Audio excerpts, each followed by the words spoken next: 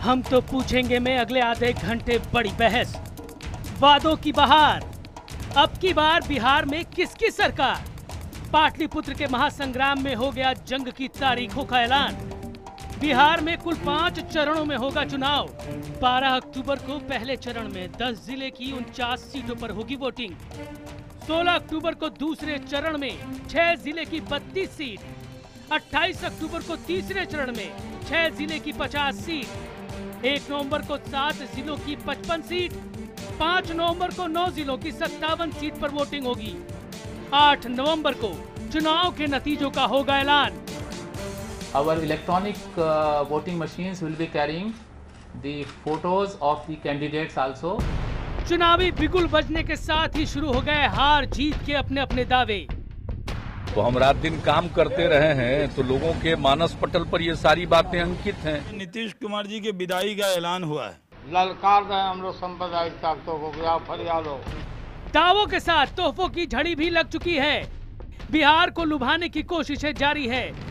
चुनाव की तारीखों से पहले केंद्र सरकार ने केंद्रीय कर्मचारियों के लिए डीए का ऐलान किया तो नीतीश ने इसे बिहार में लागू करने में महज कुछ घंटे ही लगाए। उधर केंद्र ने बिहार के बाढ़ पावर प्लांट को भी तोहफा दिया है। अब उसको कोल लिंकेज द्वारा उसको ज्वाइन किया गया है, जिससे वेरिएबल कॉस्ट, मात्र वेरिएबल कॉस्ट में जो आज 4 रुपए 15 पैसे प्रति यूनिट है, वो घट के 2 रुपए प्रति यूनिट हो जाएगी। डीए बढ़ाने का और कर्मचारियों को जो तोहफा दिया उसका मैं स्वागत करता हूं, लेकिन उसके लिए जो समय चुना गया है मैं उसकी निंदा करता हूं। इससे पहले पीएम मोदी बिहार के लिए 5 साल में 5.25 लाख करोड़ की योजनाओं का ऐलान कर चुके हैं, तो नीतीश भी हर रोज वादों की झड़ी लगा रहे हैं।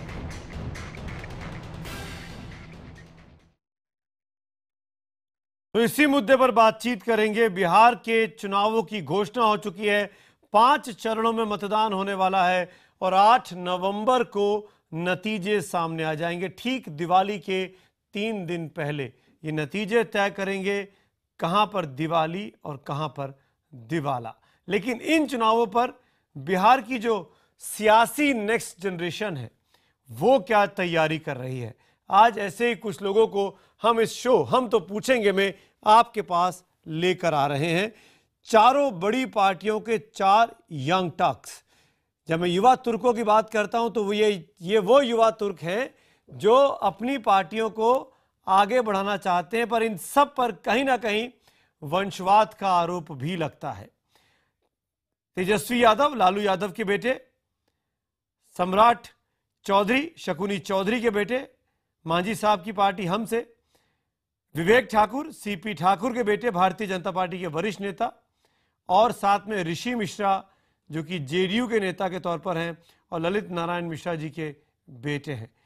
मैं शुरुआत सबसे पहले तेजस्वी से करना चाहूंगा, और मैं ये बता दूं अपने बाकी तीनों पैनलिस्ट से कि तेजस्वी के साथ जो बातचीत अब आप सुनने वाले हैं ये दरअसल कुछ देर पहले रिकॉर्ड की गई है।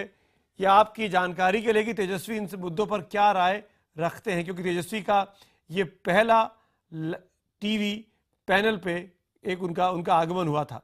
तेजस्वी, मैं सबसे पहले आपसे इस पर आपकी शुरुआत आपसे जानना चाहूंगा। आप सक्रिय राजनीति में काफी दिनों से हैं, आपकी पार्टी पर परिवारवाद के सबसे ज्यादा आरोप लगे हैं। आप इस बार खुद चुनाव लड़ने के बारे में सोच रहे हैं, ऐसा बताया जा रहा है। आप क्या देखते हैं और क्या आपकी पार्टी राजनीति से परिवारवाद जैसी चीज को हटा सकती है? तेजस्वी। देखिए, जो परिवारवाद है ये हम लोगों ने तो शुरुआत की नहीं, और जहाँ तक जो इल्ज़ाम जो लोग लगाते हैं, आपको पता होगा कल परसों हम लोगों ने प्रेस कॉन्फ्रेंस करके जो भी विरोधी जिसने भी परिवारवाद का आरोप लगाने का काम किया, चाहे बीजेपी के तमाम नेताओं के बेटे बेटी भतीजावाद जो भी हैं या अलायंस है बीजेपी के, चाहे पीडीपी हो, अकाली दल हो, शिवसेना हो या रामविलास पासवान जी की पार्टी हो, कितना लिस्ट हम लोगों ने जारी किया, किताब कम पड़ जाएगा अगर इन लोगों का नाम हम लोग गिनाने के, पर प्रमुख लोग जो लोग हैं। मगर परिवारवाद, आखिर जो विरोधी लोग जो हम 5 साल से राजनीति में हैं, पार्टी के लिए प्रचार प्रसार करने का काम किए हैं, लेकिन ये इसलिए परिवारवाद का आरोप लगाते क्योंकि और इनके पास कुछ मेरे खिलाफ बोलने के लिए कुछ भी नहीं है, कोई मुद्दा नहीं है मेरे खिलाफ। तो 5 साल से जब से हम आए हैं राजनीति में, तब से ये लोग परिवारवाद का ये लोगों ने आरोप लगाने का काम किया। हमारे पास लिस्ट भी है, हम लोगों ने कल जारी भी किया प्रेस कॉन्फ्रेंस कर करके। अगर इनको परिवारवाद से अगर प्रॉब्लम है तो हमने तो ये भी कहा कि आप एफिडेविट पे आप लोग तमाम बीजेपी के लोग और जितने अलायंस के लोग लिख करके दीजिए, हम भी लिख करके देते हैं, परिवारवाद ही खत्म कर देते हैं, हम तैयार हैं इस चीज के लिए। क्या उनमें हिम्मत है? नहीं। मगर आप बिहार की अगर आपसे बात लेकर के चलिए, देश भर की छोड़िए, बीजेपी का तो लिस्ट कम पड़ जाएगा, किताब कम पड़ जाएगा, लेकिन जो मुख्यमंत्री रहे बिहार के, चाहे जगन्नाथ मिश्रा जी, उनके बेटे नीतीश मिश्रा जी रहे, कीर्ति झा आजाद, उनके पिता आपके भागवत झा आजाद जी रहे, इन लोगों पे क्या परिवारवाद का आरोप लगा? पहले हमारे ही परिवार पे या हमारे ऊपर क्यों ये आरोप लगता है, ये हम जानना चाहते हैं। क्यों? क्योंकि हम पिछड़ा परिवार से आते हैं क्या, इसलिए लगता है? नहीं, उन लोगों ने इस सवाल को क्यों नहीं ये पिछड़े परिवार का फॉर्मूला मत निकालिए। हमने बिहार में और बिहार का देश की राजनीति में जितने लोग आए उनसे सवाल जरूर पूछा गया कि आप तो अपने माँ बाप के दम पर उनके नाम पर आगे बढ़ते हैं। चलिए, आपका केस मैं मान लेता हूं कि आप अपने इस केस को इस तरीके से पेश करना चाहते हैं। बीजेपी और जेडीयू के भी जो नेता यहां पर है वो भी किसी ना किसी बड़े राजनीतिक शख्सियत के सुपुत्र हैं, उनसे भी हम बात करेंगे। लेकिन मैं आपसे अगला सवाल ये जानना चाहता हूं कि क्या नीतीश कुमार के साथ आप लोगों ने समझौता करके, सीट अलायंस कर कर, गठबंधन कर कर अपने मूल्यों के साथ समझौता नहीं किया? नीतीश कुमार के साथ पिछले 25 सालों से आप लोग लड़ रहे थे और नरेंद्र मोदी के नाम पर, बीजेपी के नाम पर आप एक हो गए, क्या ये उचित है? इतिहास जानना बहुत जरूरी है। आपको पता होगा कि जेपी आंदोलन से नीतीश कुमार जी और लालू जी निकले, छात्र की राजनीति करें, शुरुआत भी जनता दल हम लोगों ने साथ साथ की, और बीजेपी ने जो हाईजैक कर रखा था नीतीश कुमार जी का, और जब इनके साथ रहे नीतीश जी, बीजेपी के साथ रहे, तो बीजेपी की जो इंटरनल मैटर्स हैं, जो इनका एजेंडा, हिडन एजेंडा था, वो नीतीश जी ने जानने का काम किया, पहचानने का काम किया, और सही समय पर सही डिसीजन नीतीश कुमार जी ने लेने का काम किया। चाहे कम्युनलाइज करने की बात हो या बीजेपी का जो एजेंडा रहा है, और जो हम लोग कोई सत्ता के भूखे नहीं है, हम चाहते हैं कि बिहार का विकास हो। महागठबंधन इसलिए हुआ है कि सामाजिक न्याय को मजबूत किया जाए, लोगों को आर्थिक न्याय देने की बात हो, युवाओं की भागीदारी हो, पॉलिसी मेकिंग में बैठे युवा, डिसीजन मेकिंग में युवा बैठे, ये हमारी लड़ाई है। जो गरीबी है, जो सबसे बड़ा रोग है इस देश में, बिहार ही नहीं पूरा देश गरीबी से जूझ रहा है। आज प्रधानमंत्री जी सिर्फ अमीरों की बात करते हैं, स्मार्ट सिटी की बात करते हैं, मगर हम स्मार्ट सिटी के साथ स्मार्ट गांव की भी बात करते हैं। आपने तेजस्वी, आपने प्रधानमंत्री को याद किया। प्रधानमंत्री जिस पार्टी से आते हैं, भारतीय जनता पार्टी, वो ये भी कहती है कि अब जो युवा है बिहार का, वो यादव युवा अब लालू यादव के साथ नहीं रहा, तेजस्वी यादव के पीछे खड़ा नहीं होगा, वो टूटकर बीजेपी के साथ आ रहा है, बीजेपी के गठबंधन के साथ आ रहा है, एनडीए के साथ आ रहा है। क्या कहेंगे आप? अब आपको लगा कि महागठबंधन के लोग, सामाजिक न्याय के लोग, धर्मनिरपेक्षता के लोग एकजुट हो गए, तो आपके मन में भय हो गया। आपको लग रहा कि अब आप सत्ता में नहीं आइएगा, तो आप टूट करो, जो अंग्रेजों की पॉलिसी थी, और राज करो, वो वाली पॉलिसी को आप अपनाने का काम कर रहे हैं। हम इतना साफ साफ कह देते हैं कि जो युवा वर्ग, खासतौर पे ये यादव समाज की क्या बात करता है, हम पिछड़ा, अति पिछड़ा, दलित, महादलित, अल्पसंख्यक भाई लोग, अपर कास्ट में भी जो गरीब लोग हैं, महागठबंधन के साथ कंधे से कंधा मिलाकर के इस बार महागठबंधन का सरकार बनाने का काम करेंगे। और जहां तक ये बात है, पता ही प्रधानमंत्री जी आते हैं, यदुवंशियों के बारे में बोल के जाते हैं, तो बहुत अच्छी बात है। और वही हमारे नेता इस बारे में उनको जवाब देते हैं यदुवंशियों के मैटर में, तो ये जातिवाद हो जाता है। ये कहां का बात हुआ, ये क्या राजनीति हुई? तो हम आपको बता देना चाहते हैं, जातिवाद सबसे ज्यादा आरएसएस में है, ये बीजेपी के लोग करते हैं। आपको पता होगा हरियाणा में भी चुनाव था, महाराष्ट्र में भी चुनाव था, मुंडे जी के नाम पे महाराष्ट्र में लोग चुनाव लड़े, बोलते थे कि दलित के बेटा है, और किनको मुख्यमंत्री बनाने का काम किया? आरएसएस के लोगों को बनाने का काम किया। वहां अपहित वाल क्षेत्र में हरियाणा में जाके बोलते थे राव इंद्रजीत को चीफ मिनिस्टर बनाएंगे, जाठों में जाकर के बोलते थे कि आप कैप्टन अभिमन्यु सिंह को बनाएंगे, तमाम अलग अलग समाज के लोगों को जाकर के भ्रमित करने का काम करते थे। और क्या किए आप? आरएसएस के लोगों को बैठाने का काम किए। तेजस्वी के साथ बातचीत बहुत दिलचस्प रही। तेजस्वी के साथ ये बातचीत कुछ ही देर पहले रिकॉर्ड की है। अब मैं आना चाहूंगा अपने लाइव पैनलिस्ट के पास, और सबसे पहले मैं विवेक, क्योंकि बार बार वो बीजेपी पर हमला कर रहे हैं, बीजेपी के नेता विवेक ठाकुर मेरे साथ हैं, सीपी ठाकुर जी के सुपुत्र हैं, पिछली बार चुनाव लड़े थे, जहाँ तक मेरी याददाश्त काम करती है।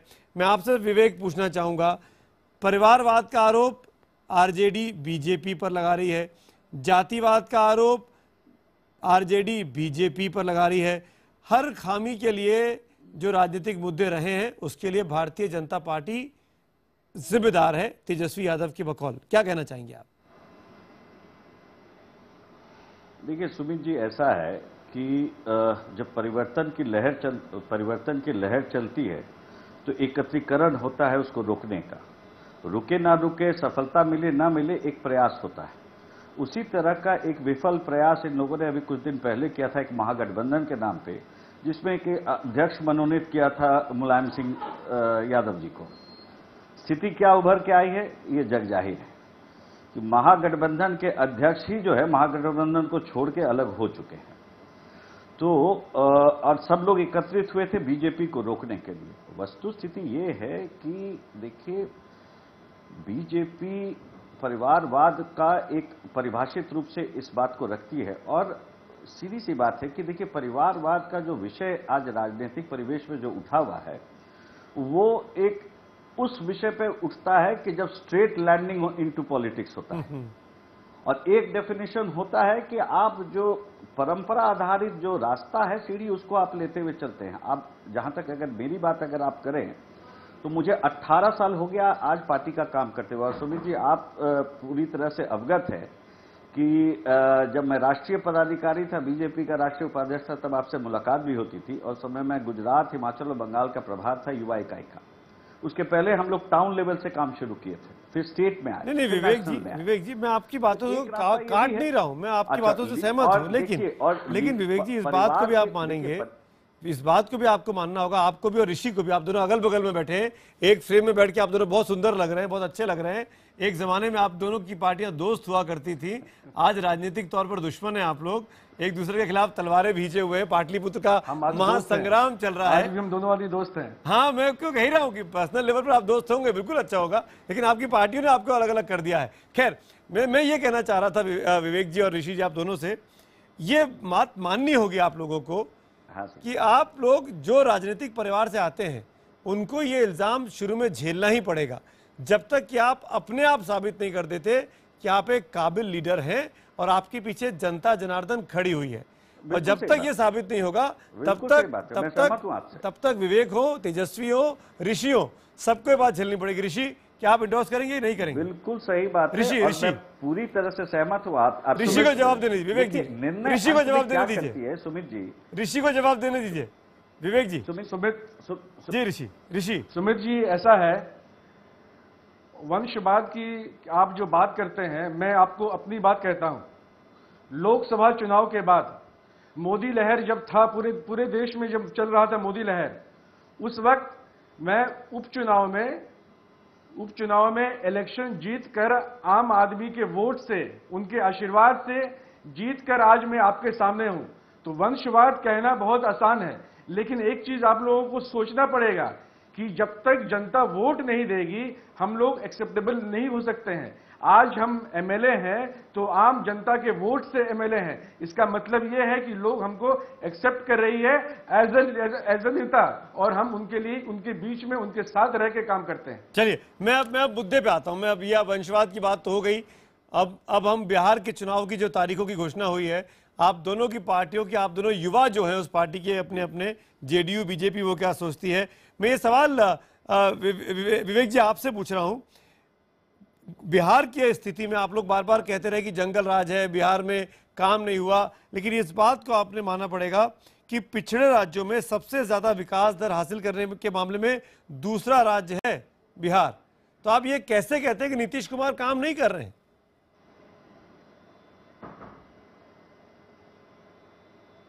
विवेक जी। जी, ये सवाल मेरा आपसे है, क्या आप कहते हैं कि नीतीश कुमार ने काम नहीं किया? लेकिन ये कुछ आंकड़े मेरे पास हैं, सरकारी आंकड़े, जो कहते हैं कि पिछड़े राज्यों में सबसे ज्यादा विकास दर हासिल करने वाला दूसरे नंबर का राज्य है बिहार। आप ये आरोप क्यों लगा रहे हैं विकास के नाम पर? आपने कहा कि पिछड़े राज्यों में दूसरे नंबर का होगा। देखिए, सुमित जी, बहुत स्थिति बहुत स्पष्ट है, पूरे बिहार के सभी लोगों को स्थिति बहुत स्पष्ट है कि 7.5 साल बनाम 2.5 साल, जो पहला 7.5 साल जिसका मैंडेट नीतीश कुमार लेके एक नेता के रूप में उभरे थे, वो एक एनडीए का मैंडेट था जिसमें जेडीयू बीजेपी एक साथ मैंडेट ली और एक बार नहीं 2 बार लोगों ने वोट किया था। उस वक्त काम हुआ था जो एक प्रचारित रूप से दिखा, और उसी का अभी तक लीगेसी का एडवांटेज लेने का प्रयास अभी कर रहे हैं नीतीश कुमार जी। जवाब दीजिए ऋषि। दुर्भाग्यवश सक्सेसफुल मार्केटिंग का केस नहीं हो रहा है। आप पटना शहर का पिछले 48 घंटा का आप अखबार में देखिए कि लूट, बलात्कार और हत्या का क्या ऋषि मिश्रा जवाब देंगे आपकी बात का। विवेक ठाकुर, घंटा बहुत पुराना एक मतलब कोई अतिशयोक्ति की बात नहीं है। शहर बोलिए जवाब दीजिए। ऑर्डर एक विषय था मैं दोनों को बराबर मौका दे रहा हूं। पहला बात विवेक जी की बात हुई थी, विवेक जी मैं आऊंगा, हमारे साथ करते थे। विवेक जी मैं आऊंगा, ऋषि आप जवाब दीजिए। खिलाफ में प्रचार Rishi on the screen please, Rishi on the आज स्क्रीन जो प्लीज। है जो स्थिति उत्पन्न हुई है, जो स्थिति उत्पन्न हुई है सुमित जी, ऋषि बोलिए। और जो स्थिति उत्पन्न हुई है कि अपॉर्चुनिस्ट पॉलिटिक्स का, अपॉर्चुनिस्ट, अरे आप तो बोल सकते हैं, काष्ठा पे नीतीश जी चले गए हैं और अपने सर्वाइवल के लिए और सेल्फ इंटरेस्ट में लालू जी से ही हाथ मिला लिए। शपथ लगता है ये स्थिति क्या उभर के आ गई है कि लेकिन ऋषि मिश्रा इस बात का जवाब तो देना पड़ेगा फॉर कंप्लीट चेंज। विवेक जी क्या है, विवेक जी आपकी इजाजत हो ये शो में कंडक्ट कर लूं? विवेक ठाकुर आपकी इजाजत हो तो ये शो मैं कंडक्ट कर लूं? विवेक ठाकुर अगर आपकी इजाजत है, विवेक ठाकुर आप तो धैर्यशाली नेता हैं, अगर आप नहीं बोलने देंगे विवेक ठाकुर तो कैसे काम चलेगा? तभी तो अहंकारी होने का आपकी पार्टी पर इल्जाम लगता है कि आप दूसरों को बोलने नहीं देते, एक तरफा कम्युनिकेशन करते हैं। ऋषि मिश्रा इस बात को समझाइए, क्या बीजेपी के साथ की जो 7.5 साल है उसको कैसे इनकार करेंगे? भारतीय जनता पार्टी जो कहती है उस पे मुझे अभी हंसी आ रही है। एक तरफ ये बोलते हैं कि 25 वर्ष का कुशासन, 15 साल और 10 साल को साथ जोड़ के बोलते हैं। जब काम का बहुत होता है कि स्टेट ने इतना प्रोग्रेस किया तो बोलते हैं कि 7.5 साल उसमें से में हमारा था। तो क्या कहना चाह रहे हैं ये? एक चीज इनको मानना पड़ेगा और सुमित जी आपको मानना पड़ेगा, कोई भी सरकार उसके नेता के इकबाल पर चलती है। कैसा नेता है उसके इकबाल पर चलती है। हमारी सरकार जो चल रही है 9.5-10 वर्षों से, हमारा नेता जो है उसके इकबाल पर चल रहा है। और हम लोगों ने जो हर एक फील्ड में काम किया है, किसी भी फील्ड में आप देख लीजिए, आपको बिजली हो, रोड हो, स्कूल हो, अस्पताल हो और समाज में अमन शांति हो, आपसी भाईचारा हो, जो सब हुआ है पिछले 9.5-10 वर्षों में हुआ है। और हम फिर से जीत के आ रहे हैं। हमारा सिर्फ और सिर्फ यह है कि हमेशा के लिए भारतीय जनता पार्टी को इस स्टेट से बाहर कर। ऋषि जी मैं कुछ आंकड़े पढ़ के सुनाता हूं जो शायद आपको परेशान करेंगे।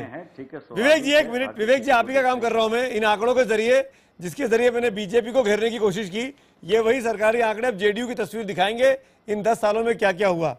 गरीबी में देश के 30 नंबर का राज्य है बिहार। बिहार के गांवों में 3 करोड़ 20 लाख लोग गरीबी रेखा के नीचे रहते हैं। 58% स्कूलों में लड़कियों के लिए सिर्फ अलग शौचालय, सिर्फ 58%। 98% बिहार के गांवों में अभी तक टॉयलेट्स नहीं बने हैं इन 10 सालों में जब से आपकी सरकार है। बिहार में अपराध दर में 2012 में 25.1 थी, जो 2013 में बढ़कर 30.5 हो गई। इन परिस्थितियों में ऋषि मिश्रा, आपके नेता नीतीश कुमार विकास के नाम पर चुनाव कैसे लड़ेंगे? उस शख्स से जो गुजरात का मुख्यमंत्री रहा और अब देश का नेता है, प्रधानमंत्री है, और वो सीधे मुकाबला कर रहा है। सुमित जी, अच्छा होता कि अगर आप 2005 का भी आंकड़ा दिखाते, जब हमारी सरकार बनी थी, माननीय मुख्यमंत्री जब सीएम बने थे यहाँ पर, 2005 का भी अगर आप आंकड़ा दिखाते तो हमको पता चलता है कि एक्चुअल फर्क क्या आया है। आज के दिन में हम जब 2005 में आए थे, जिस स्थिति में हम थे, सबसे पहला हमारा मकसद था कि बेसिक इंफ्रास्ट्रक्चर और समाज में अमन शांति वो कैसे हो। हमारा सबसे पहला मकसद वो था कि समाज में वो आए। आज के दिन में 66,000 किलोमीटर रोड बना है 10 वर्षों में। कब बना? बिजली की स्थिति, आज गांव में चले जाइएगा 18 से 20 घंटे बिजली रहती है। आप गांव में जाइएगा, दूर से दिखेगा कि आपका स्कूल बिल्डिंग खड़ा है, गांव के अस्पताल में जाइएगा, विवेक वहां ठाकुर पे हंस हर रहे एक हैं। तरह विवेक की जी जवाब दवाई दीजिए, मिलेगी आपको last free 30 of cost। Seconds, last 30 seconds. Vivek ji क्या जवाब देंगे? आप तो लास्ट 30 अगर सेकंड्स। जो आंकड़ा आप दिखा रहे हैं, 15 दिन के जो बाद आंकड़ा आप आप दिखा रहे हैं, 15 तो दिन के बाद 7.5 साल ये रहे, तो उसके लिए फिर ये भी जिम्मेवार होंगे। देखिए ऐसा है सुमित जी, बड़ी सीधी सी बात है कि जिस तरह का ऋषि जी बता रहे हैं, मतलब लग रहा है कि एक अद्भुत ड्रीम स्टेट बिहार बन गया है। ये भी यहीं के वासी हैं, हम भी यहीं के वासी हैं, और वस्तु स्थिति क्या और हकीकत क्या हम लोग बहुत अच्छी तरह से वाकिफ है। मार्केटिंग के लिए जो इनको बोलना है ये बोलेंगे, हमको बोलना है हम बोलेंगे। लेकिन अभी कुछ दिन पहले पूरे देश में बिहार में एग्जाम चल रहा है और उसका क्या चोरी का हास्य था, फोटो वर्ल्ड वाइड छपा, लंदन में भी लोग देखे जिस तरह से लटके हुए थे लोग तो बिल्डिंग के ऊपर में। आपके भी कई लोग चैनलों ने दिखाया। जी जी जी। एक आइसोलेटेड केस को आप बोलते हैं कि पूरा बिहार ये नहीं, महत्वपूर्ण क्या है, एक आइसोलेटेड केस को आप दिखा के पूरा बिहार नहीं बोले, साइकोलॉजी आप अपमान कर रहे हैं बिहार का, आप अपमान कर रहे हैं बिहार का। अरे अपमान कर रहे हैं आप एक आइसोलेटेड केस को आप एक आइसोलेटेड केस को नहीं बोल सकते हैं पूरे बिहार की बात क्या है कि सुमित जी, एक बिहारी होने के नाते मुझे भी शर्म आता है कि उसके अगले दिन उसके इनके एचआरडी मिनिस्टर जस्टिफाई कर रहे थे उसको ये कहके कि यूपीएससी में भी चोरी होता है। तो ये सोच जो है बिल्कुल इस पर जो है आज का युवा बिहार का जो है व्यापक में क्या हुआ वो बता देना। आप दोनों युवा नेता हैं अपनी अपनी पार्टियों के, शुक्रिया। मैं माफी चाहूंगा विवेक जी, ऋषि जी, मैं माफी चाहूंगा, मुझे वाइंड अप करना होगा इस डिबेट को। थैंक यू सो मच जुड़ने के लिए। आप दोनों अपनी अपनी बातें रखने में, अपने अपने तर्क रखने में कामयाब रहे। अब तो ये बिहार की जनता तय करेगी कि 8 नवंबर को जो नतीजे आएंगे उसमें विवेक ठाकुर का पलड़ा भारी है या ऋषि मिश्रा का पलड़ा भारी रहा। मैं भी कल बिहार पहुंच रहा हूं और वहां पे आपकी वस्तुस्थिति को देखूंगा, आप दोनों से मुलाकात भी करूंगा। और 11 तारीख को मैं बताना नहीं भूलना चाहता हूं कि 11 सितंबर को दिन भर आप देखिएगा IBN का बिहार डायलॉग 2.0, जहां पर एक मंच पर बिहार के तमाम बड़े नेता जो मुख्यमंत्री पद की रेस में शामिल हैं वो एक साथ होंगे, चाहे वो नीतीश कुमार हो, चाहे वो लालू यादव हो, चाहे वो रविशंकर प्रसाद हो, चाहे वो जीतन राम मांझी हो, चाहे वो रामविलास पासवान हो, सब एक साथ एक मंच पर। सबसे इस कार्यक्रम में हम तो पूछेंगे, मैं आज अभी मेरे साथ इतना ही